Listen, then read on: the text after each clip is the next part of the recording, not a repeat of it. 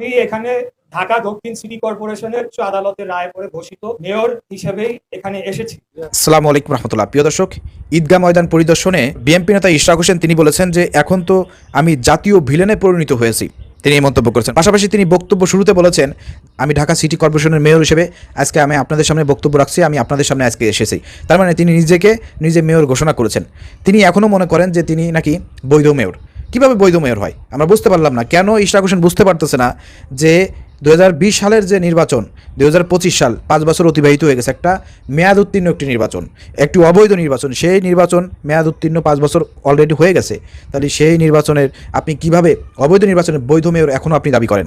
আগামীতে নির্বাচন করার জন্য আপনি প্রস্তুতি গ্রহণ করেন, মেয়রের জন্য আপনি প্রস্তুতি গ্রহণ করতে পারেন যে মেয়র হবেন, আগামীতে লড়াই করেন। আপনি মনে রাখবেন, আপনি যে সিটিতে নির্বাচন করবেন, যেখানে নির্বাচন করবে সেখানে কিন্তু হাসনাত আবদুল্লাহ নির্বাচন করবে, সাদিক কায়েম শিবিরে রয়েছে সেও নির্বাচন করবে। অর্থাৎ এটা কিন্তু আপনার জন্য খুবই চ্যালেঞ্জ হবে। আগামীতে কিন্তু এরকমের পানির মতন মেয়র ঘোষণা করে দিলাম আর মেয়র হয়ে গেলাম, বিষয়টা কিন্তু এরকম না।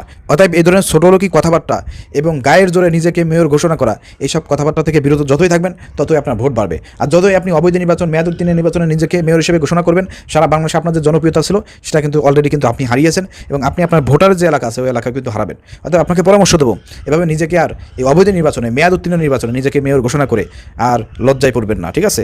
আশা করি বুঝতে পেরেছেন। ভালো একটা পরামর্শ দিলাম। প্রিয় দর্শক, ভালো লাগলে শেয়ার